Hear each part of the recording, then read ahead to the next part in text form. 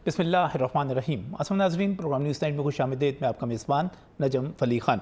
नाज़रीन, इस वक्त हो सकता है कि बहुत सारे सियासी मामलात बहुत ज़्यादा आपकी नज़र में अहम हों, लेकिन इससे भी एक अहम मसला है और वो मसला चूँकि शहरों से बहुत ज़्यादा ताल्लुक़ नहीं रखता, लिहाजा शायद ख़बरें भी उस तरह ना उसकी टीवी स्क्रीन पर आपको नज़र आ रही होंगी और ना ही अखबारात में आपको उस तरह उसका चर्चा मिल रहा होगा। मैं बात करने जा रहा हूँ एक बहुत बड़े बहरान के हवाले से। जैसे हम कभी आटे के और गंदम के बहरान की बात किया करते थे, हम चीनी के बहरान की बात किया करते थे। इस वक्त हमारे सूबे के किसानों को, ख़ासतौर पर पंजाब में बहुत ज़्यादा मसला है इस वक्त सूबे भर के किसानों को जो कि गंदम लगाने जा रहे हैं, उनको बहुत बड़ा मसला है खाद की फ़रामी के हवाले से।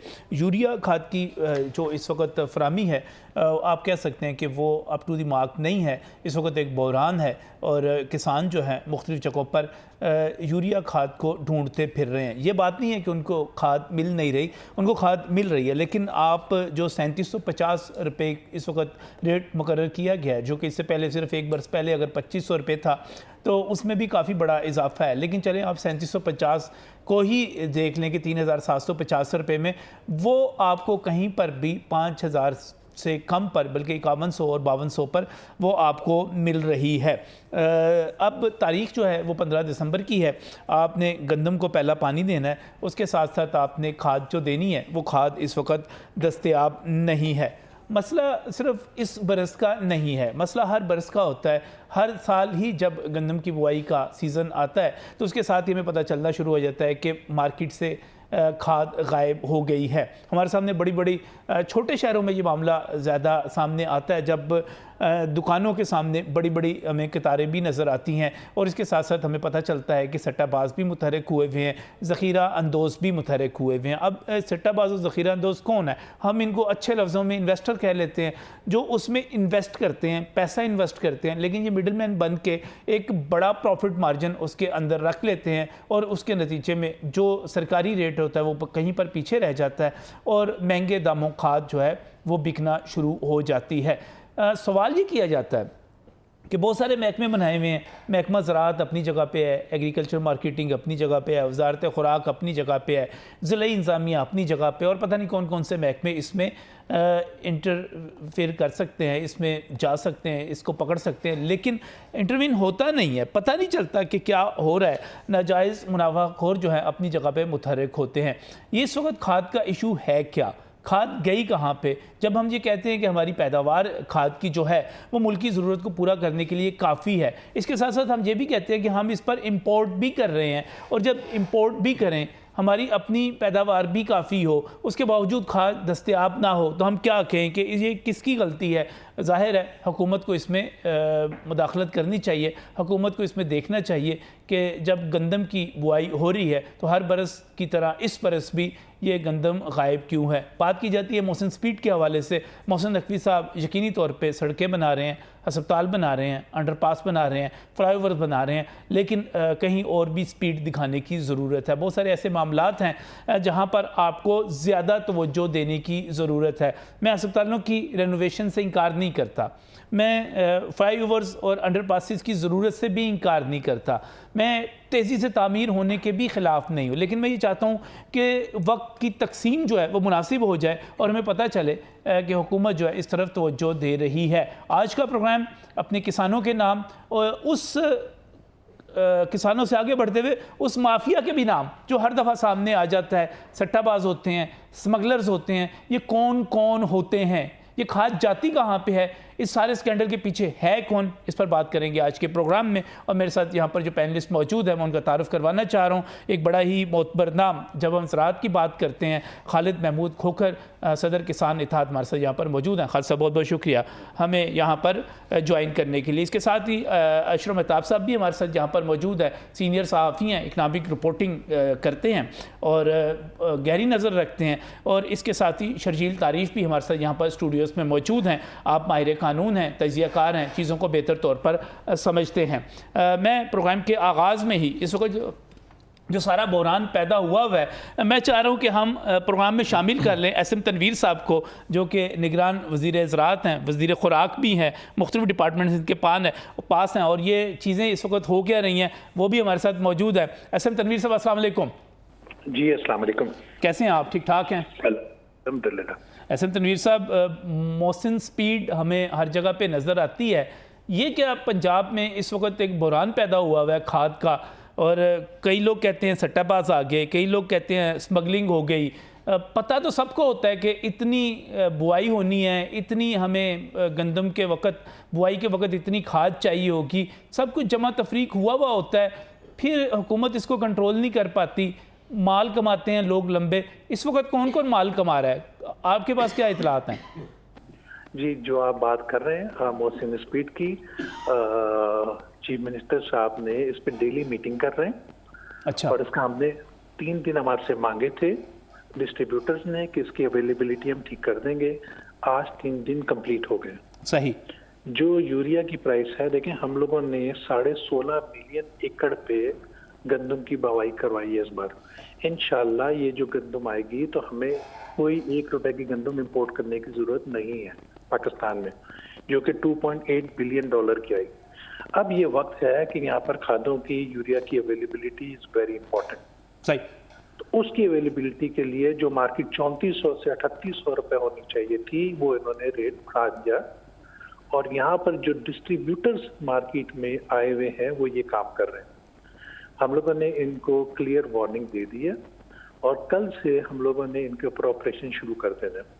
अगर कोई भी आदमी इसकी कीमत को नहीं कम ब्लैक पे बेचता है, सब कमिश्नर्स इसको मॉनिटर कर रहे हैं, इंटेलिजेंस डिपार्टमेंट इसको मॉनिटर कर रहा है, उसके खिलाफ हम कानूनी कार्रवाई भी करेंगे और उनके जो लाइसेंसेस हैं, डिस्ट्रीब्यूशन के लाइसेंसेस हैं, उसको भी कैंसिल करवाएंगे। तो इंशाल्लाह कल से इसका इम्पैक्ट आना शुरू हो जाएगा। कल से चीज़ें बेहतर होना शुरू हो जाएंगी। मैं चाह रहा हूँ कि हम इसमें थोड़ा सा डायलॉग कर लें। खालिद खोकर साहब, आप मिनिस्टर साहब से बात करें, आप कहना चाहेंगे, पूछना चाहेंगे कुछ? जी, असल में मेरे ख्याल में जो हमारी टोटल प्रोडक्शन है वो 6.7 बिलियन टन की है जी, और हमारी कंजम्पशन इस वक्त ज़्यादा है इसमें, क्योंकि कुछ स्मगलिंग भी हो जाती है, होल्डिंग भी है। असल जो इश्यूज़ हैं वो ये हैं कि पिछले जब पीडीएम की हुकूमत में ये प्लांट को 2-3 माह बंद रहे थे, 2 प्लांट, उसकी वजह से एक बहुत बड़ा क्राइसिस पैदा हुआ। फिर ये है कि हम डे टू डे डिसाइड कर रहे हैं कि गैस देनी है या नहीं देनी। अभी भी 31 दिसंबर तक है कि प्लांट को गैस मिल रही है, उसके बाद मिलेगी या नहीं मिलेगी इसके बारे में कुछ कंफर्म नहीं किया जा सकता। बात सारी है जी सप्लाई एंड डिमांड पे। और दूसरी चीज़ है कि रियासत की रेट हुकूमत पर तो मौजूद है, काश्तकारों पर मौजूद है जी। जब हमारे पास गंदम आई थी तो हम अपने घर खाने के लिए गंदम नहीं रख सकते थे, हमारे घरों से ज़बरदस्ती उठा ली गई, हम सीड नहीं रख सकते थे, सीड कंपनियां परचेज़ नहीं कर सकती थी, लेकिन इनके ऊपर रियासत की रेट वो मौजूद नहीं है। दूसरा ये कि पाकिस्तान दुनिया का वाहिद मुल्क है जी, एसएम तनवीर साहब के ये बातें इल्म में है जी, मैं कई दफ़ा उनसे गुजारिश भी कर चुके हैं कि यहाँ पे खाद के, यूरिया के 4 रेट हैं, एक ही फार्मूले की खाद के 4 रेट हैं जी, कोई 3410 है, कोई 3595, कोई 3750 है, कोई 3850 रुपये, 4 रेट हैं जी। वजह जब हमने मालूम की तो बड़ी मुश्किल से हमें पता चला कि मुख्तलिफ प्लांट को गैस का रेट भी मुख्तलिफ है।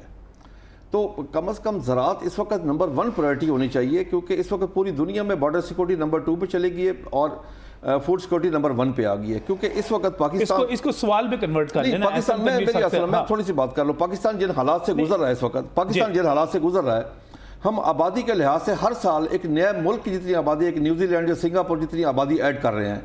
तो हमें अब इस वक्त जो चाहिए कि हमें कम से कम 10 साल की प्लानिंग करनी चाहिए कि 10 साल हमने क्या करना है, क्योंकि इस वक्त काश्तकार तो लुट रहा है जी। काश्तकार को मक्की का रेट नहीं मिला। एसएम तनवीर साहब मौजूद हैं, उनके इल्म में है कि हमारे साथ जो कपास के रेट का वादा किया हुकूमत ने, जो मिनिमम सपोर्ट प्राइस तय की, वो हमें नहीं मिली, जिसकी वजह से अगले साल बहुत बड़ा इंपैक्ट आएगा कपास के ऊपर। मक्की का रेट जब हमारी मक्की आनी शुरू हुई तो रेट उसका 4245 रुपये था, आज 1500 रुपये रेट है। देखिए ना, काश्तकार की कॉस्ट ऑफ प्रोडक्शन बढ़ गई, उधर उसकी प्रोड्यूस का रेट कम हो गया। और खाद की मद में हम एक साल में जो एक्स्ट्रा पे कर चुके हैं वो 100 से 110 अरब रुपए है जो मिडल मैन को दे चुके हैं। तो इसलिए मैं काश्तकार के जज्बात का लफ्जों में इहाता करके नहीं बता सकता कि काश्तकार इस अच्छा, मेरा इसमें ना एसएम तनवीर साहब से सवाल ये है कि एसएम तनवीर साहब, एक तरफ हम गरीब आदमी को देखते हैं, शहर के मजदूर को देखते हैं, तो उसको आटा जो मिल रहा है वो 142-43 रुपये किलो मिल रहा है, और अगर चक्की का आटा वो लेगा तो 175 रुपये मिल रहा है। दूसरी तरफ हम किसानों को सुनते हैं तो वो अलहदा चीखें मारते हैं, कहते हैं भाई हम लुट गए, तबाह हो गए, मक्की का रेट नहीं मिला, कपास का नहीं मिला। अब ये तो ये हम कहाँ पे जाएंगे, ये कहाँ पे लेके जाएंगे सर ये सारी कीमत, अगर इस तरह ही रेट बढ़ते रहे तो? नहीं देखें जी, जो इशू ये आ रहा है कि जो सब्सिडाइज रेट पे गैस दी जा रही है, सब्सिडाइज रेट पे गैस इसलिए दी जा रही है कि आपने खादें आगे सस्ती करनी है। सही। अगर सब्सिडी भी दें और खादें भी आगे महंगी हो तो उसका फायदा क्या? तो जो खोकर साहब कह रहे हैं वो 100% सही कह रहे हैं और बहुत ज्यादा है, और अगर हम सही रेट पे ये कंट्रोल नहीं हुआ तो हमारे किसानों को नुकसान होगा। इस पे काफी स्ट्रिक्ट एक्शन हो रहा है। खोकर साहब से हम डेली इन्वॉल्व हैं और सीएम साहब डेली इस पे मीटिंग ले रहे हैं, प्राइम मिनिस्टर साहब भी इन्वॉल्व हैं। और कल से आज की मेरी रिपोर्ट है कि सप्लाई बढ़ गई है। जो शॉर्टेज की बात कर रहे हैं वो शॉर्टेज के लिए भी फेडरल गवर्नमेंट, कुछ प्रोविंस के इशूज में, कोई फेडरल इशूज है जी। मैं प्रोविंस देखता हूँ, फेडरल गवर्नमेंट का भी जो पहला जहाज है वो 20 दिसंबर को पहला जहाज लग रहा है, तो शॉर्टेज भी इंशाल्लाह नहीं है। ये नफाखोर लोगों ने ये काम किया था और इंशाल्लाह ये कल से सब काबू में आना शुरू हो जाएगा। सही सही। इसमें हमारे से सिर्फ एक या दो सवाल और हम लेना चाहेंगे। शर्जील तारीफ साहब हैं, ये खाद के इशू को देखते हैं, माहिर कानून है, ये कुछ पूछना चाह रहे हैं। सर इसमें एक छोटी सी एक रिक्वेस्ट थी, वो ये कि जिस तरह हमारे वज़ीर होम मिनिस्टर साहब ने अपनी प्रेस कॉन्फ्रेंस में एक बात को इशू को रेज़ किया है जिसमें उन्होंने कहा है कि बलूचिस्तान का इलाका है नसीराबाद, वो सबसे ज़्यादा ग्रोइंग एरिया है, क्योंकि उसकी रीज़न ये है कि वहाँ पे नहरी निज़ाम है बड़ा ज़बरदस्त, उसकी वजह से सबसे ज़्यादा वो इलाका ग्रोइंग एरिया है।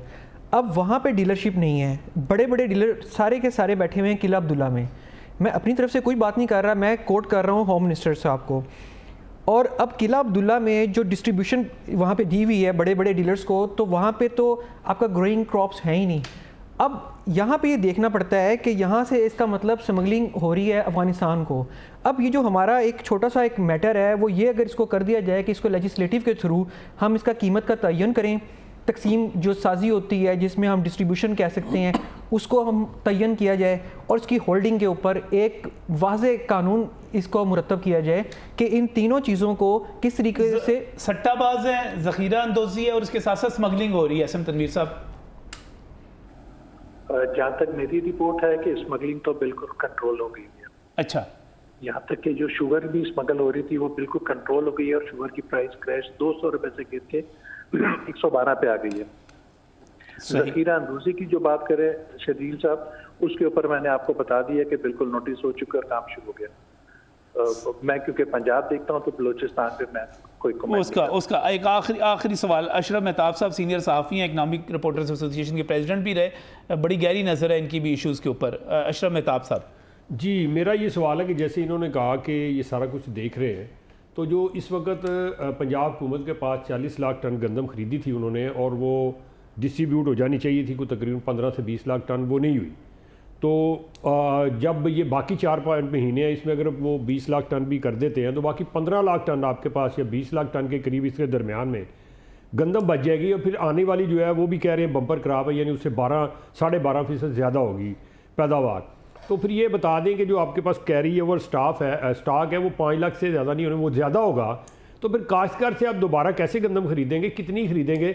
और अगर नहीं खरीदते तो वो जो काश्तकार है मिडल मैन के हाथों लुटेगा, या उसकी कीमत जो है आपने 4000 मुकर्रर की है वो उसको मिलेगी कि नहीं मिलेगी। तो ये जो अभी नई आपकी गंदम बिक रही, अब तक बिकनी चाहिए थी, इसकी वजह क्या है? नंबर 2 कि जो काश्तकार को आने वाले वक्त में है वो क्या गवर्नमेंट जो है पंजाब फूड डिपार्टमेंट उतनी गंदम खरीद पाएगा जितनी ये इस सीज़न में खरीदी थी पिछले? डेफिनेटली खरीद लेगा। हमारे पास जो गंदम है वो बिकनी शुरू हो गई है क्योंकि हमने इसकी पॉलिसी ही पिछले महीने दी है बेचने के लिए। तो ये गंदम बिकनी शुरू हो गई है और अगर नहीं बिकेगी तो हम कुछ गंदम को एक्सपोर्ट करवा देंगे। सही। एक्सपोर्ट कैसी होगी? हमारे हमसाया ममालिक में तो हमसे सस्ती गंदम है, हम तो 4700 पे जा चुके हैं। जो गंदम बाहर से 18 लाख टन आई थी, हालांकि बम्पर क्रॉप थी, आनी नहीं चाहिए थी, और वो एक जहाज़ से 50 करोड़ रुपये कमा रहे हैं। वो किधर जा रहा है, किसके खाते में जा रहा है? और जो आप कह रहे हैं एक्सपोर्ट करेंगे तो किन ममालिक में एक्सपोर्ट करेंगे? गंदम तो हमारे हमसाया ममालिक में जहाँ से आती है, रशिया या दीगर थे, वहाँ से 3000 से लेके 3200, 3300, 3400 रुपये मन पे आ रही है, हमारी 4700 वाली चली गई है। 4000 रुपये भी अगर आप लेंगे, उस पर एक्स्ट्रा डालेंगे तो एक्सपोर्ट कैसे होगी? फिर वो तो आपको नुकसान नहीं होगा। अच्छा मेहताब साहब, ये जो गंदम आ रही है ना, ये गंदम बिल्कुल खाने के काबिल भी नहीं है, आपको भी मालूम है, और ये लोग मंगा के जानवरों को खिला रहे हैं। हमारी गंदम वो गंदम है ही नहीं जिसकी आप बात कर रहे हैं, तो उसको इंशाल्लाह इजीली एक्सपोर्ट हो जाएगी। और जो ये पॉलिसी है, जैसे खोकर साहब ने बात की कि जो ज़बरदस्ती खरीद लिया जाता है, या खोकर साहब एक बात करे तो उनकी बात रह गई कि सीट की कंपनियां बनी हुई हैं, जहां पर अमेरिका जैसे मुल्क में 80 कंपनियां हैं और पाकिस्तान में 1300 कंपनियां बनी हुई हैं, जो कि ये सारी की सारी गंदम की ट्रेडिंग करती थी। ये भी सब बंद हो जाएंगी। और ये गंदम जो आ रही है हमारे पास आ रही है, हमने किसान को मिनिमम प्राइस देनी है। जिसने खरीदनी है गंदम खरीद ले, उससे नीचे जाएगा तो गवर्नमेंट ने लेनी है। तो ये जो जबरदस्ती की गंदम खरीदी जाती है, ये भी पॉलिसी गलत है, और उसके ऊपर भी हम इंशाल्लाह इस पे फॉलो करेंगे। चलिए, मुझे एक चीज़ तो एसएम तनवीर साहब आपने क्लियर कर दिया। मैं गुजारिश करना चाहूँगा जी जनाब मोहतरम एसएम तनवीर साहब, मैं आपसे रिक्वेस्ट करता हूँ कि अभी आपके पास टाइम है। आपने बिल्कुल एक निशानदेही सही की कि हमारे पास सीड कंपनियाँ बहुत ज़्यादा हैं, तो कम से कम उनको चेक करें कौन सी सही है, वो काम करें। ये 2 नंबर है, उनको बंद करवाएं। ये रियासत का काम है, काश्तकार का काम तो नहीं है। काश्तकार के पास तो एक कंपनी जब आती है कि ये मेरे पास लाइसेंस मौजूद है, मैं कंपनी और फेडरल सीड सर्टिफिकेशन से मैं अप्रूव हूँ, तो हम उसे बेचने के लिए मजबूर होते हैं। तो ये अब आपका काम है, आप उनका चेक करें कि किसके पास स्टोरेज कैपेसिटी है, किसके पास अमला है, किसके पास किसकी इतनी वर्थ है कि वो ख़रीद कर सकता है, और कौन सही है कौन गलत है। जो गलत है उनको निकाल दें। हमारी तो ये ख्वाहिश होगी कि पाकिस्तान में अच्छे लोग काम करें, उसमें काश्तकार का भी फ़ायदा है, पाकिस्तान का भी फ़ायदा है। और इस वक्त हमारा सबसे बड़ा सर जो इशू है वो सीड है। अब कॉटन हमने लगानी है, उसका भी सीड्स का सबसे बड़ा इशू है। अगर हम सीड कंपनीज अच्छी लाएँ, देखें ना आज दुनिया में कैसी कितनी बड़ी कंपनियां, बायर है, मंसेंटो है, सिजेंटा है, इस किस्म की कंपनी, हम भी अपनी इसी किस्म की कंपनियां इस्टेब्लिश करें। अब देखें ना, इंडिया में अगर कोई कंपनी आके सीड आके बेचती है तो उसके लिए लाजमी है कि वो 3 साल बाद वहाँ वहीं पे मल्टीप्लाई करे। हमारे पास देखें ना, मंसेंटो कितने साल से आई है, सिजेंटा कितने अभी तक यहाँ पे वो मल्टीप्लाई पाकिस्तान में नहीं कर रहे, क्योंकि हमारे यहाँ सही पॉलिसियाँ नहीं हैं। सर आप लोग इस पर तवज्जो दे रहे हैं, मेरी आपसे रिक्वेस्ट है कि आप इस पर भी तवज्जो दें कि ये जो बाहर से कंपनी हमारे पास मल्टीनेशनल कंपनियां पाकिस्तान में हैं, उनको मजबूर किया जाए कि वो यहीं पे मल्टीप्लाई करें सबको, ताकि पाकिस्तान लोगों को रोज़गार भी मिले और हमारी कॉस्ट ऑफ प्रोडक्शन भी कम हो। आज जो मेज़ का सीड पाकिस्तान के काश्तकार को पायनियर या मंसेंटो ये बेच रहे हैं या बायर बेच रही है, वो 20,000 का बैग बेच रही है, इंडियन काश्तकार को पाकिस्तानी रुपीज़ में वही को 8,000 का बैग मिल रहा है। ये जो कॉस्ट ऑफ प्रोडक्शन का फ़र्क है। सर मैं आपको एक अर्ज़ करता चलूँ, इस वक्त अगर आपने बूस्ट देना एग्रीकल्चर को, तो हमारे कॉस्ट ऑफ प्रोडक्शन में हमें लेवल प्लेइंग फील्ड दें रीजन के साथ। इस वक्त सर ये ठीक है वफाक का मसला है, लेकिन अब 70% जो पंजाब में है जी ज़राअत, आप हमारे कस्टोडियन हैं, आप हमारे वकील हैं, वफाक में जाके हमारी वकालत करें। हमारा 5 रुपये 35 पैसे वाला यूनिट, जो 1 यूनिट 1 रेट, तो उसके ऊपर कोई टैक्स नहीं था। अब वो रेट 50 रुपये से क्रॉस कर चुका है। खाद का रेट बढ़ गया, तमाम किस्म के पेस्टिसाइड का रेट बढ़ गया, डीजल का रेट बढ़ गया, हमारी लेबर चार्जेस बढ़ गए। तो इन चीज़ों को मद्देनज़र रख के प्लीज़ मैं ये गुजारिश करूँगा कि हमारी प्रोड्यूस का रेट बेहतर किया जाए, क्योंकि जिस तरह मक्की का रेट हमें नहीं मिला, हमें माफिया खा गया जी।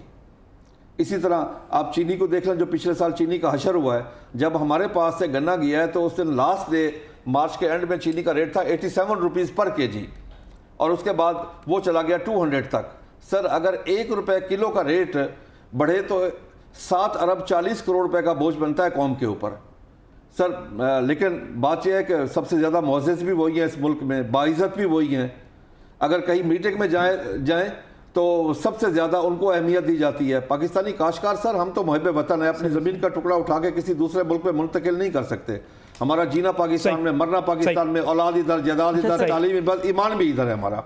सही सही। एसएम तनवीर साहब, मैं इसको 3 हिस्सों में ले लेता हूँ जी। जो सीड की कंपनीज है, तो जब हम आपको बता रहे हैं कि हमारे नोटिस में आई भी है ये बात, तो हम इस पे अब एक्शन शुरू हो चुका है कि फजूल की सीड की कंपनियों की जरूरत नहीं है यहाँ पर, और ये सब ट्रेडिंग कंपनीज हैं और ये सीड नहीं बना रही। नंबर 2, आपको पता होना चाहिए कि जब हमारी ये हुकूमत आई तो 2200 रुपए की गंदम की प्राइस थी।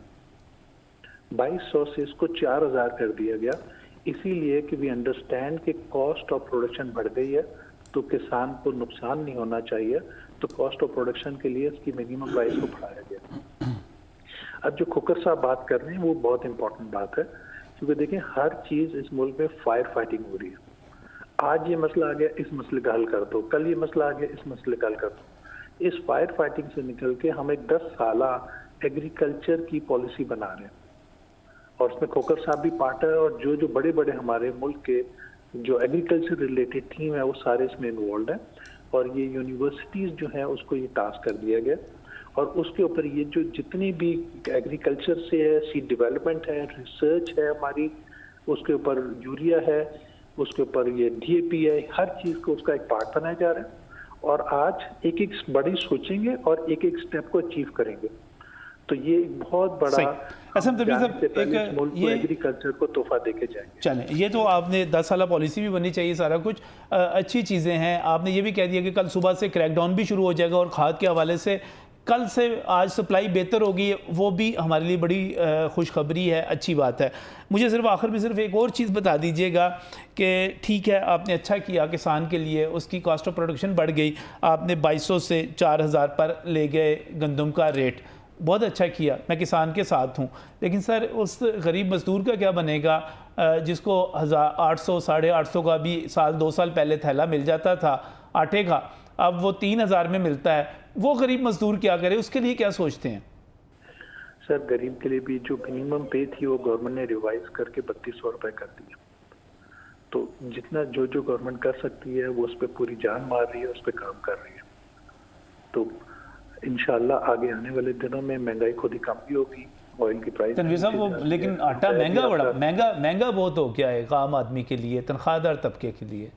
प्राइस भी इंक्रीज हुई ना सर, इन्फ्लेशन आई, जब हम आए हमारे को तो 300 रुपए का ये तोहफा मिला डॉलर का, अब 300 को रिड्यूस करके अब डॉलर भी आप देखें 285 पे आ चुके हैं, आगे उसमें भी इम्प्रूवमेंट आ रही है।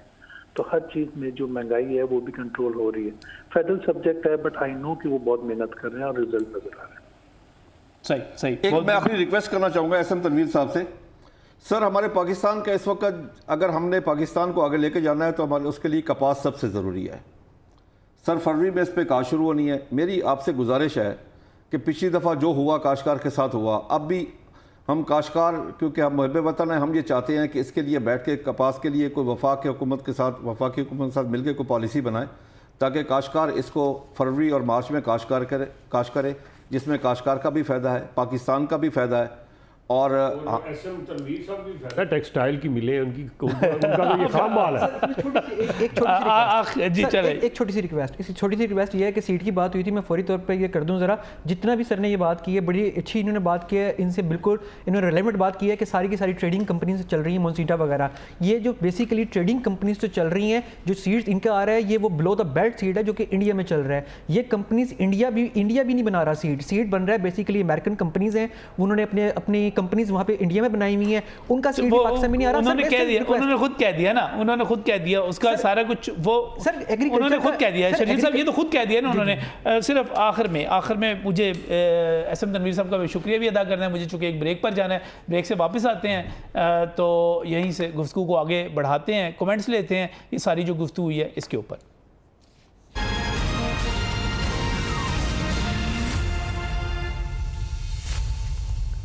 Welcome back from the break. नाज़रीन, किसानों के लिए आप खुशखबरी कह सकते हैं कि 3 दिन का जो वक्त दिया गया था कि डिस्ट्रीब्यूटर्स जो हैं अपनी सप्लाई को बेहतर करें, वो 3 दिन का वक्त आज ख़त्म हो गया है और कल से एक बड़ा क्रैकडाउन या आप बड़ा ऑपरेशन कह सकते हैं कि वो हुकूमत की तरफ से शुरू होने जा रहा है। एसएम तनवीर साहब जो कि निगरान वज़ीर ज़राअत है पंजाब के, हमारे साथ टेलीफोन लाइन पर मौजूद थे।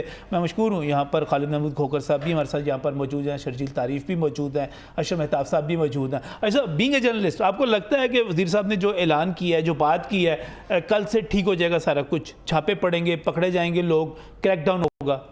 ये तो पिछले 75 साल से हम सुनते आ रहे हैं, जब पानी सर से गुजर जाता है फिर हम शुरू करते हैं उसको रोकने के लिए, लेकिन वो जो पानी गुजर चुका होता है इतना नुकसान कर जाता है वो उसका अजाला नहीं हो सकता। अच्छी बात है, चले देर आए दुरुस्त आए, और मैं समझता हूँ कि जैसे जो वज़ीर आला पंजाब हैं, निगरान वज़ीर आला पंजाब मोहसिन नकवी साहब, वो कहते जिस तरह वो काम कर रहे हैं, बात ना करें, वो कह रहे हैं रोजाना मीटिंग कर रहे हैं इसके ऊपर। मेरी बात सुने ना, मुझे ये बताएं कि गरीब का बच्चा जो पीछे महंगा आटा खा चुका है, मुझे बताएं वो बच्चों को लेके जाके पुल के सामने खड़ा करके मेरे पुत्र किड्डा अच्छा पोले, बस भुख लग गई है, क्या उसका पेट भर जाएगा? मुझे इतना बता दें। नहीं भरेगा। यकीनी बात है, पुल अच्छा है, कंस्ट्रक्शन है, इंफ्रास्ट्रक्चर है, इशू है ना, बड़ा पेचीदा मसला मुझे है। ये बताएं कि आज का ये थोड़ा बैठे हुए हैं ना, ये इनको अगर आज पैसे का नहीं issue- देंगे, इनको पैसे ये नहीं आज देंगे, का इशू थोड़ा है को भाई, क्या- मुझे ये बता दें आज का इशू इन्होंने थोड़ा है। गंदम हर लगाना ही साल खाद ब्लैक होती है, हर साल कीमत बढ़ती है, हर साल काश्तकार को बीज नहीं सस्ता मिलता, खाद सस्ती नहीं मिलती, यहाँ सब कुछ हो रहा होता है। लेकिन ये कहने की बात ये कि जितना मिडल मैन है ये किसका सपोर्टर है, किसको ये फाइनेंस करता है, ये इलेक्शन में पैसे किसके लिए लगाता है, कौन इसको पकड़ेगा। मकसद कहने का इनके पास मौका है, क्योंकि इन्होंने कहीं से वोट नहीं लेना जाके, किसी को कोई जवाब दे नहीं है, लिहाजा इस वक्त मौका है 1-2 महीने के अंदर इनको ज़रा ठीक ठाक करके चले जाए, ताकि आने वाले भी इनके नक्शे कदम पे चले और आने वाले वक्त में ही चलो काश्तकार को सस्ता बीज मिल जाए, सस्ता पानी मिल जाए, सस्ती बिजली मिल जाए। मुझे ये बताया, बिजली काश्तकार को उसकी गंदम की या किसी फसल की असल कीमत नहीं मिलती, गरीब को वो चीज़ सस्ती नहीं मिलती।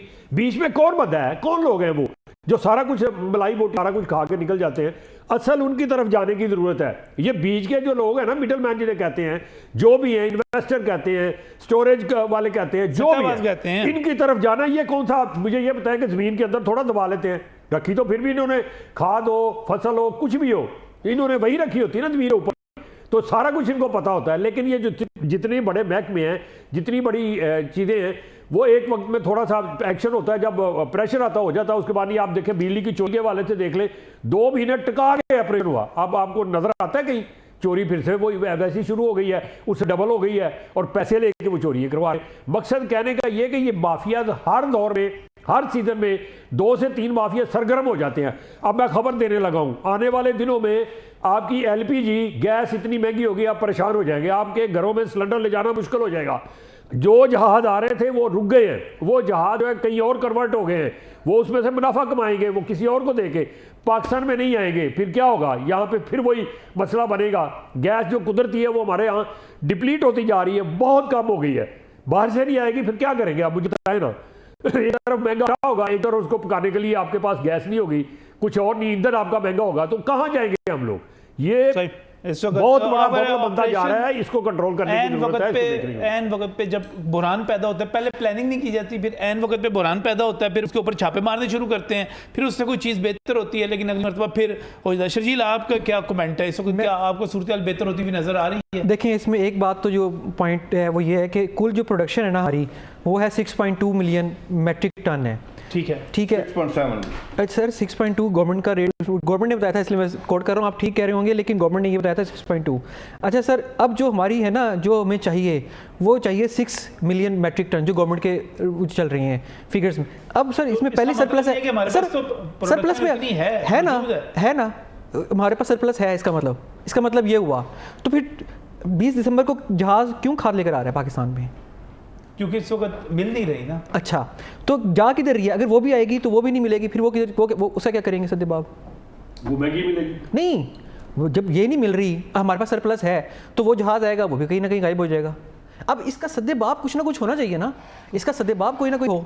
अब इसका सद्देबाब का एक ही तरीकाकार है, इसको लेजिस्लेटिव के थ्रू आप इस प्रॉपर एक कानून साजी करें। आप अपनी जो आपके एग्जेक्टिव हैं, आपके जो मामलात हैं, उनको एक पेज पे लेकर आएँ। अब देखें ना, 3-4 चीज़ें इकट्ठी चल रही हैं। अब जो मर्जी हो, एक बात का पक्का तयन होना चाहिए कि जो कीमत है उस पर कंप्रोमाइज़ नहीं होनी चाहिए। आपकी जो डिस्ट्रीब्यूशन है वो जहाँ पे आप दे रहे हैं, जिन जिन लोगों को आप प्रोवाइड कर रहे हैं, उनको आप डिस्ट्रीब्यूशन देते हैं, पहले आप उसका इलाके का तयन करें कि कौन से इलाके में क्रॉप्स का एरिया होता है, कौन से इलाके में ज़रूरत है, और उसके बाद उस ज़रूरत के हिसाब से आप उनको बोरियाँ दें, उनको आप प्रोवाइड करें चीज़ें। और अगर वहाँ पे फिर किल्लत आती है तो वो जो डिस्ट्रीब्यूशन वाला बंदा है उसको आप कैफरे किरदार तक लेकर आएँ। ये इतनी मोटी सी बात है, ये किसी बच्चे को भी समझ आ जाएगी। मुझे ये समझ नहीं आ रही कि ये छोटी छोटी बातें हैं, ये क्यों इसको मंजरे आम पे नहीं लेकर आ रहे, क्यों इसको ओपन डिस्कशन क्यों नहीं कर रहे इस बात के ऊपर। और लेजिस्लेटिव मुझे ये समझ नहीं आती दूसरी बात कि भाई पाकिस्तान ज़री मुल्क है, ज़री मुल्क है पाकिस्तान, और लेजिस्लेटिव जो है इस पर खामोश है। अच्छा, एक और बात देखिए, शर्जील साहब इस वक्त मुकदमा मौजूद नहीं है ना। एक जिम्मेदार ओहदे पे फायज हैं, एक वजीर है, वो खुद कह रहे हैं कि जो गंदम लाई जा रही है वो जानवरों के खाने के काबिल। फिर किसने इसकी इजाजत दी? ये वज़ीर-ए-आज़म पाकिस्तान मोहतरम काकड़ साहब जरा इसकी इंक्वायरी कराए ना, किन लोगों को ये पैसे जा रहे हैं और किन लोगों ने इसकी इजाजत दी। जब सरप्लस गंदम थी और वो गंदम भी लेके आ रहे थर्ड क्लास जो है, तो फिर इसके ऊपर कम से कम खुदा की बात है हमारी अवाम का कर ले एक महंगी गंदम, ऊपर से गंदी गंदम, गैर म्यारी गंदम, तो इसकी तो इंक्वायरी कराए ना जरा। जो क्या बंदे हैं जिन्होंने इजाजत दी, जो लेके आ रहे हैं, कैफरे करदार तक पहुंचाए उनको। उसमें एक पॉजिटिव पॉइंट भी है कि हमारी गंदम की क्वालिटी इतनी बेहतर है कि वो एक्सपोर्ट हो जाएगी और अच्छे रेट के ऊपर हो जाएगी। उसके मुकाबले में हो जाएगी, जो हो रहा है उसका कौन जिम्मेदार है? नहीं हो जाएगी वो नहीं, तो ये कौन जिम्मेदार? आपने हो जाएगा ही सवाल किया था ना, 18 लाख आपने सवाल हो जाएगी कि नहीं हो जाएगी उसी का सवाल किया था ना, तो वो तो मैं शर्त लगा ले नहीं होगी, रेट ज्यादा होगा, कैसे कर लेंगे? 4700 पे कौन लेगा? चलो 4000 पे आ जाए, उसके ऊपर अब जब एक्सपोर्ट करें खर्चा नहीं डालना। क्वालिटी तो क्या उसमें सोना उभर रही है हमारी जो बाहर नहीं है, बाकी जो नहीं वो नहीं फर्क है ना। देखिए क्या फर्क है? बाहर जो गंदम आप मंगवा रहे हैं कि वो उसका म्यार बहुत ये बहुत थर्ड नीचे है। नहीं, उन्होंने उसकी वो तहकीकात होनी चाहिए मैं इनकार नहीं कर रहा। मवेशियों को डालते हैं वो उन्होंने हमें इंसानों को समझाया, हमारे पाकिस्तानी को थर्ड वर्ड तो से भी नीचे ले गए हैं इंसानों को, वो गंदम हमें दी है, वो लेके लोग आ रहे हैं। चले इसी को देखते हैं। इस वक्त तक जो सारी सूरत हाल बनी है खालिद खोखर साहब, वो आपके ख्याल में एक तरफ हम उम्मीद कर रहे हैं कि इस दफ़ा बम्पर क्रॉप होगी, हम बड़ी रिकॉर्ड पैदावार हासिल करेंगे, लेकिन इस वक्त तक जो सूरत हाल बनी है, कल से सूरत हाल बेहतर भी हो जाए, तो आप क्या समझते हैं कि हम अपना जो टारगेट अचीव कर लेंगे? देखें जी, हम पहली बात तो हम सबक नहीं सीखे। पिछले साल इस आटे की लाइनों में लगवा के अपनी माएँ बहनें बेटियाँ 24 ख़वातीन शहीद हुई आटे की लाइनों में। ये हमारे लिए बायस शर्म भी है, बायस अफसोस भी है, और इस दफ़ा ये हमें प्लानिंग बहुत पहले करनी चाहिए थी। सही। हमारे यहाँ असल में पैदावार लेने के लिए सबसे इंपॉर्टेंट जो चीज़ है वो बैलेंस यूज़ ऑफ फर्टिलाइज़र है, जो पाकिस्तान में नहीं है। हम टाइमली भी नहीं दे सकते, बैलेंस तो दूर की बात है, हम टाइम पे भी खाद नहीं दे सकते। इस दफ़ा बहुत सारे लोगों ने जब गंदम काश की है तो नीचे फास्फोरस डालना, DAP डालना या नाइट्रोफास बहुत ज़रूरी है, उसके बगैर लोगों ने काश की है। फिर पहले पानी पे यूरिया अशद ज़रूरी है, उस वक्त उनको यूरिया नहीं मिली, जिससे पैदावार में कमी का खदशा भी हो सकता है। इसमें कोई शक नहीं कि इस दफ़ा गंदम बहुत ज़्यादा काश्त हुई है, और मैं रेट को भी कहूँगा कि रेट भी मुनासिब है। ये नहीं कि बहुत ज़्यादा रेट है, हमारी कॉस्ट ऑफ प्रोडक्शन से एक मुनासिब रेट है। और काश्तकार ने तो हमेशा जो रेट हुकूमत तय करती है हम उसी रेट पे देते हैं, हमें 1 रुपये फालतू नहीं मिलता। पिछले से पिछले साल हमने 2200 रुपये मन बेची और एंड कंज्यूमर को वो 52 तक मिली। 1750 अरब रुपया दरमियान वाले खा गए। पिछले साल हमने 3900 में बेची और वो रेट बाद 5000 तक चला गया, दरमियान वाले पैसे खा गए। इस दफ़ा भी अगर 4000 रुपये रेट है तो काश्तकार तो 4000 में बेचेगा, इससे ज़्यादा नहीं है। अभी मेरे ये साथ वाले भाई कुलीग कह रहे थे कि जी हमारी जो 6 मिलियन टन कंजम्पशन है और 6.2 हमारी प्रोडक्शन है। ऐसा नहीं है, हमारी प्रोडक्शन 6.7 मिलियन टन है और हमारी प्रोडक्शन इससे थोड़ी ज़्यादा है।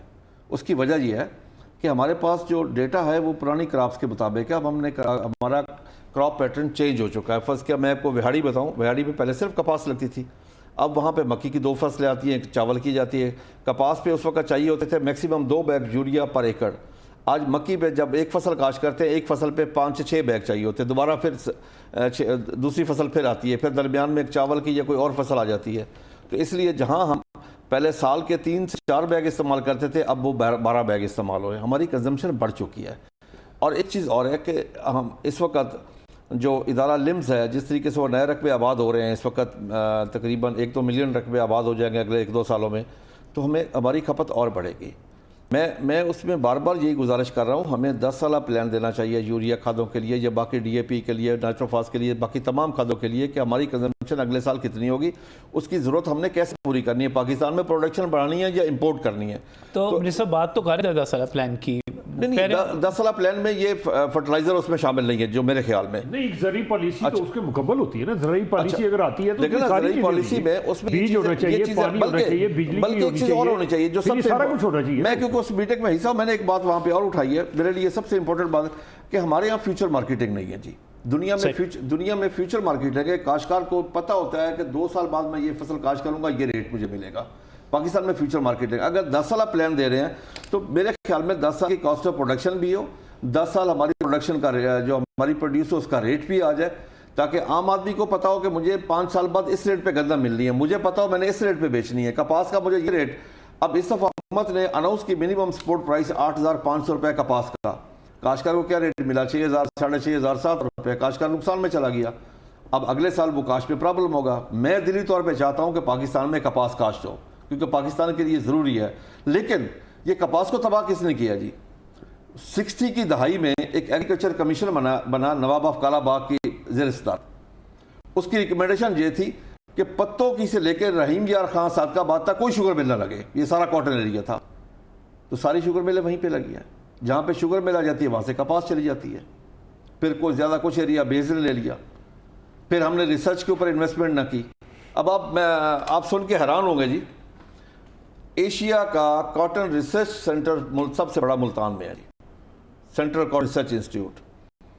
पिछले 16-17 माह से हमारे साइंसदानों को तनख्वाह तक नहीं मिली। ये हमारी प्रायोरिटी है एग्रीकल्चर। देखें इस वक्त एग्रीकल्चर एमरजेंसी की ज़रूरत है। जिदे घर दाने उदे कमले भी सियाने। अगर हम गंदम लोगों को खाने के लिए देंगे, बेहतर फूड देंगे, बेहतर उनको सब्जियां मिलेंगी। बल्कि हमें आज के दौर में तो आज तो हमें जाना चाहिए था ऑर्गेनिक वेजिटेबल की तरफ, ऑर्गेनिक फ्रूट की तरफ हमें काम करना चाहिए था। आप देखें ना, अब हम डिपेंडेंट हैं दुनिया के ऊपर कि हमारे पास सीड आएगा तो हम काश करेंगे। अब हमारे सब्जियात का सीड बाहर से आता है, फ्रूट का सीड बाहर से आता है, हमारे हर चीज़ बाहर से आ रही है तकरीबन। इस वक्त एग्रीकल्चर प्रोड्यूस की जो हम इंपोर्ट कर रहे हैं बाहर से 12 से 15 बिलियन डॉलर की है। लेकिन बदकिस्मती है कि वहाँ डॉलर खर्च हो जाते हैं। अगर पाकिस्तान में कहा जाए कि जहाँ से आप 20,000 अरब की प्रोड्यूस ले रहे हैं वहाँ पे 3-4 अरब डॉलर इन्वेस्ट कर दें, यहाँ पे नहीं होते। इस वक्त एग्रीकल्चर को एक खास इन्वेस्टमेंट की ज़रूरत है। और मैं फिर ये कहूँगा कि हमारे जो प्लांट चल रहे हैं यूरिया के, सबके गैस का रेट एक कर दें ताकि काश्तकार को पता हो मुझे इस रेट पे मिलनी है। और वाफिर मिकदार में पूरा साल प्लांट बंद नहीं होने चाहिए बिल्कुल ही। काश्तकार को जलीलो ख्वार मत करें, खुदा के लिए मैं हुकूमत से रिक्वेस्ट करता हूँ। हमारी ब्यूरोक्रेसी बैठ के फैसले करती है कि जी घरों में देनी है, फलां जगह देनी है। भाई फूड सिक्योरिटी होगी तो होगा, कुछ होगा। अगर पेट में कुछ नहीं होगा तो कुछ भी नहीं होगा, क्योंकि उन्हें तो कोई पता नहीं है। वो टेक्निकल लोग नहीं है हमारी ब्यूरोक्रेसी। उनको ये फ्री मिलती है ना, बिजली फ्री, गैस फ्री, वहां पे टेक्निकल लोग नहीं बैठे। हमें ये चाहिए कि वफाक में जो एग्रीकल्चर सेक्रेटरी हो वो एक टेक्निकल आदमी हो जिसको पता हो कि ज़राअत क्या है, हम ज़राअत को किस तरह आगे बढ़ा सकते हैं। लेकिन कौन करेगा ये, मुझे बताएं ना। अगर पंजाब के अंदर वज़ीर आला भी एक किसान रहता है, फिर दूसरा वज़ीर आला आता है, वो भी कहता है मेरी ज़रूरी बैकग्राउंड है। यहाँ पर हमारे जो वफाकी वज़ीर ज़राअत आते हैं, सूबाई वज़ीर ज़राअत आते हैं, सारे के सारे हम कहते हैं कि जनाब हमारा तो ज़रूरी बैग। ये तो अब एसएम तनवीर साहब है ना, वैसे तो ज़राअत के ज़्यादातर वज़ीर आपके शोबे से हैं। तो मुझे बताएं, परवेज़ लाई नहीं कर सकता, उस्मान बुज़ार नहीं कर सकता, तेजी नहीं कर सकता। मैं आपको कर दूँ जी, वज़ीर ज़राअत अकेला कुछ नहीं कर सकता जब तक उसके साथ वफाक में 3-4 महकमे साथ, फनास साथ ना हो, इंडस्ट्री साथ ना हो, कामर्स उसके साथ ना हो, पावर उसके साथ ना हो। अगर ये सब मिलके को प्लानिंग बैठ के करें तो मुमकिन है, वरना वज़ीर ज़राअत वफाकी फूड सिक्योरिटी कुछ भी नहीं कर सकता, वो बेबस है। देखिए ना, सिंपल सी बात है कि अब कौन क्या कर सकता है जब मिडल मैन आपके इतने स्ट्रॉन्ग होंगे कि सारी कमाई ना बेचारा किसान के पास जा रही है, ना एंड कंज्यूमर के पास जा रही है, सारी कमाई मिडल मैन ले रहा है। इसके लिए वाज़े एक कानून साजी बनाए। दूसरी बात ये सबसे बड़ी सर देखें ना कि अगर इंडिया ने अपने वहाँ पे कंपनीज लेकर आया है अमेरिका से, तो हम भी तो यहाँ पे अपने तजर्बागाह के तौर पर वो डेवो को लेकर आए थे और डेवो कामयाब यहाँ पर चली है। तो जब इतना बड़ा आपकी रीढ़ की हड्डी जो है वो ज़राअत है, आप क्यों नहीं आप कंपनीज़ को लेकर आते यहाँ पे 10 सालों के लिए उन कंपनीज़ को लेकर आएँ पाकिस्तान में, यहाँ पर आप उनके लिए कंपनीज़ बनाकर दें, सीड्स प्रोवाइड करें किसानों को, और जिससे फिर पैदावार हमारी खुद बढ़े। हम अपने आप जो सीड्स है उसकी प्रोडक्शन हम करें, उस सीड्स की प्रोडक्शन करें। फिर ब्लैक मेलिंग जो है, हमारे जो फॉरेन कंपनीज़ ब्लैक मेलिंग कर रही हैं, फिर स्मगलिंग होकर हमारे पास पाकिस्तान में आ रहा है। अब जो किसान है वो बेचारे का तो 2-3 जगह से उसके साथ इस्तेसाल हो रहा है। वो बेचारा महंगा बीज लेता है, 2 नंबर बीज लेता है और उसके बाद स्मगल शुदा बीज लेता है, ना उसका क्लेम होता है, ना वो बेचारा किसी को कह सकता है कि मेरे साथ ये नाइंसाफ़ी हो रही है। मेरे पास रोज़ की बुनियाद पे बेतहाशा मेरे पास इस तरह के मैटर्स आते हैं कि और बेचारे बीज लेकर आते हैं, जिससे बीज लिए ना उसका पता है कि कौन सी कंपनी से बीज लेकर आ रहा है। वो मिनिस्टर साहब ने तो कहा ट्रेडिंग के थ्रू वो कर रहे हैं काम। वो कौन सी ट्रेडिंग कंपनियाँ हैं, आप मुझे भी तो बताएं ना। मोजेंटा कैसे आ सकती है पाकिस्तान में, वो है ही इलीगल। वो कैसे कर सकते हैं यहाँ पे अपना काम, कैसे कर सकता है? क्या उसके पास लाइसेंसिंग अथॉरिटी है? अगर लाइसेंसिंग अथॉरिटी हो तो फिर हमारी गवर्नमेंट ऑफ पाकिस्तान है, उसकी बैकअप करे, हम गवर्नमेंट के ऊपर केस करें कि आपने अगर इसको लाइसेंस दिया है तो क्यों हमें 2 नंबर बीज दे रही है। ये 40 और 60 की मिलावट हो रही है, उसमें 40% बीज 2 नंबर चल रहा है और 60% बीज उसमें आ रहा है, और उस बेचारे को बीज जो है वो 100 रुपए का बीज उसको 500 रुपए का मिल रहा है बीज। तो ये ग्राउंड रियलिटीज़ हैं, सिंपल सी बात है। आप उसको लेजिस्लेटिव के थ्रू आप कंपनीज को बुलाएं पाकिस्तान में, वो यहाँ पे अपने वो लगाएं। यहाँ पे गाड़ियों की हमने लगा ली है, पूरी दुनिया की गाड़ियाँ आ गई हैं और हर चीज़ यहाँ पे पाकिस्तान में चल रही है। जो असल चीज़ काम करने वाला है उस पर कोई तवज्जो नहीं देता। मतलब कि इतना ज़बरदस्त बहरान है, जिस तरह ये सब बता रहे हैं, आपकी हाउसिंग सोसाइटी बन रही है, आपकी जो प्रोडक्शन है वो कम होती जा रही है, उसके लिए आपको हाइब्रिड बीज लाजमी चाहिए। आपको आज नहीं तो कल तो चाहिए। अब आप क्या करेंगे, भूख से मरेंगे। मतलब अब देखिए ना, एक सिंपल सा हाल है, उन्होंने बता दिया कि जी हमारी प्रोडक्शन ज़्यादा है, लिहाजा उसके बावजूद हमें वो मिल नहीं रही, खाद नहीं हमें मिल रही, तो हम लिहाजा और मंगवा रहे हैं। भाई और मंगवा के वो किधर जाएगी? अब कर क्या रहे हैं बातें? मतलब किसी को कोई बंदा ये भी तो करे ना, अपने होश और हवास से तो बंदा बात करे कि अब कर क्या रहे हैं बातें। आप मतलब सिंपल सी बात है कि अब वहाँ से बीज आता है, आप यहाँ पे चेक एंड बैलेंस का निज़ाम रखें और चेक एंड बैलेंस थ्रू अपना लेजिस्लेटरी के थ्रू लेकर आएँ। एक कानून, वाज़ेह कानून बनाना चाहिए इसके ऊपर। सिंपल सी बात है। इसमें कौन सा और मुझे मौका देंगे, मैं थोड़ी बात थोड़ा इख्तिलाफ करूंगा जी। बाहर से इंपोर्ट करना और यहाँ पे बफर स्टॉक 5 लाख टन करना हमारे लिए इंतहाई ज़रूरी है। अगर बफर स्टॉक हमारे पास 5 लाख टन नहीं होगा तो इसी तरीके से ये ब्लैक मार्केटिंग होगी। हमारी इस वक्त देखिए, मैं सही है, हमारी कंजम्पशन और प्रोडक्शन में फ़र्क है। हमें इंपोर्ट पे कोई एतराज़ नहीं करना चाहिए हमारे। तो ये ना ही हमें, दूसरा ये है कि हमें ये भी कहना चाहिए कि एक प्लांट भी 1 मिनट के लिए बंद नहीं होना चाहिए पाकिस्तान में। उसको गैस पूरा साल देने चाहिए, जहाँ से मर्जी गैस बंद कर दें। लेकिन यूरिया खाद बनेगी तो गंदम खाएंगे, फल खाएंगे, सब्जियां खाएंगे। मैं तो कह रहा हूँ होना चाहिए। अच्छा, एक और मैं छोटा सा बीच में ऐड करना चाहता हूँ कि इस वक्त जो जीडीपी का हिस्सा है ज़राअत वो 22% है। काश्तकार को मसाइल भी हैं, तो आपके सामने इन्होंने सारे डिस्कस भी किए हैं। और बीच में जो मिडल मैन है सारा मलाई बोटी वो खा रहा है, यानी कि सारे का सारा प्रॉफिट लेके जा रहा है।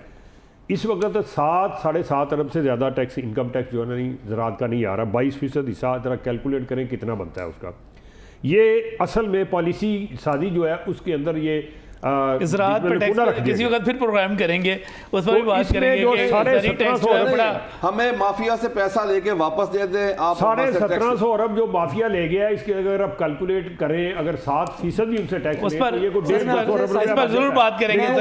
ज़री टैक्स बड़ा मजेदार टॉपिक है, उस पर अलग प्रोग्राम करेंगे।